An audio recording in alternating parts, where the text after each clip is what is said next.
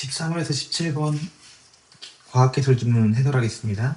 자, 정보 시스템에 대한 접근을 먼저 얘기하겠는데, 시스템 전환을 사용하기 위해 시스템과 상호작용을 하는 것이 접근이라고 이야기하고 있는데, 이때 정보의 객체라고 하는 새로운 정보가 들어왔습니다. 객체는 접근의 대상이 되는 시스템 혹은 시스템 자원을, 정보의 주체는 접근을 통해 특정 목적을 달성하고자 하는 사람 또는 프로그램이라고 얘기를 하고 있네요. 접근 제어라고 할 때는 어떤 개념이냐 하면, 적절한 권한을 가진 주체만이 객체에 접근할 수 있도록 통제하는 기술이라고 나와 있습니다. 통제 기술 중에 하나로서 접근 제어가 설명되고 있네요. 자, 그러면 지금 2문단, 3문단, 4문단 살짝 봤을 때 접근 제어에서는 보안 등급에 따라 접근 권한이 관리되고 있고, 접근 제어가 뭔지 모르지만 제어가 나왔지만 임의적 접근 제어와 강제적 접근 제어라고 하는 두 가지가 나왔고요. 그리고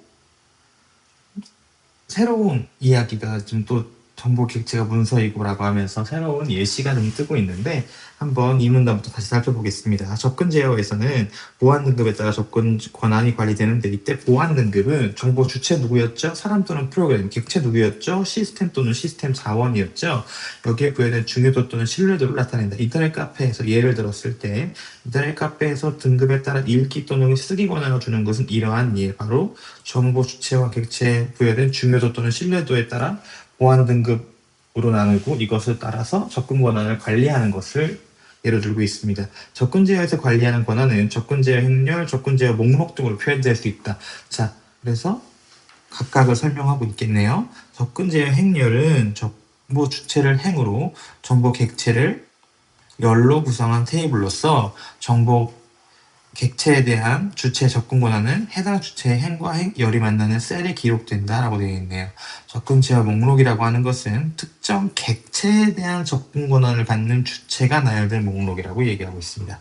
자, 세 번째 문단 갔더니 접근 제어의 방식은 두 가지가 나왔는데, 임의적 접근 제어와 강제적 접근 제어가 나왔네요. 자, 지금 기억하고 니은이 이렇게 나와 있는데, 자, 지금 이 것이 나와 있다는 것은 분명 기억과 니은의 공통점과 차이점을 비교하는 문제가 나올 거라는 얘기예요. 그럼 우리도 그렇게 독해를 해야겠죠? 임의적 제어, 접근 제어에서는 정보 객체의 소유자가 해당 객체에 대한 보안 등급을 누가 한다고요? 객체의 소유자가, 주체가 하는 게 아니겠네요. 또한 객체에 대한 주체의 접근 권한 역시 해당 정보 객체의 소유자가 결정한다라고 해서 소유자가 중요하다고 나와 있네요. 따라서 임의적 접근 제어에서 접근 권한을 표현할 때 접근 제어 목록이 주로 사용된다. 자, 여기서 지금 그냥 읽고 넘어가면 중요한 정보를 놓치는 겁니다. 자, 왜 그런지 한번 보세요. 접근 제어 목록이라고 하는 것은 특정 객체에 대한 접근 권한을 갖는 주체, 어떤 주체가 이 객체에 접근할 수 있는지를 정의하기 위해서 소유자가 그것들을 결정한다고 얘기했잖아요. 그러니까 소유자가 하나하나 일일이 접근 제어 목록을 사용해서 이 주체들을 정리한다는 거죠. 자, 임의적 접근 제어는 구현이 쉬워요. 왜냐하면 셀을 만들 필요가 없으니까요. 하나하나 나열만 하면 되니까요. 관리가 유연하다라고 얘기를 하고 있습니다. 그렇지만 정보 객체의 소유자가 접근 권한을 임의로 변경할 수 있어서 접근 권한 일률적 통제가 어렵다는 문제. 왜 일률적 통제가 어렵나요? 접근 제어 행렬은 정보 주체와 정보 객체를 열과 행으로 나눠가지고 각각 일률적으로 통제할 수 있는 반면에, 이건 나열되는 방식이니까 이것이 어렵다라고 얘기하는 거겠네요. 강제 접근 제어 니은 보겠습니다. 에서는 보안 등급 부여와 접근 권한의 관리가 중앙화된 방식. 아까는 중앙화된 방식은 아니었어요. 일률적 통제가 어렵다라고 했으니까 여기선 중앙화된 방식이고 표현하고 있고, 따라서 접근 권한은 일률적으로 통제할 수 있다. 지금 한 번 더 설명해주고 있는 겁니다.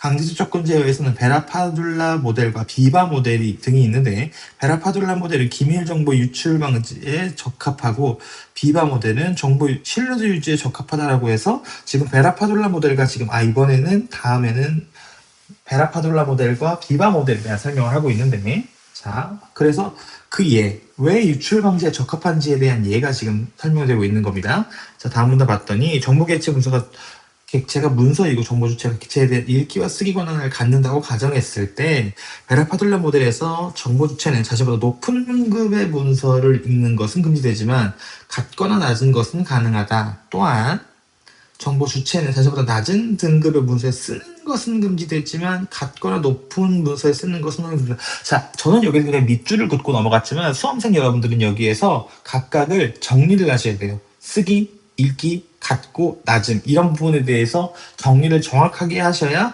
베라파둘라 모델의 기밀 유출 방지에 적합이라고 하는 이 관련된 문제를 풀 수 있어요.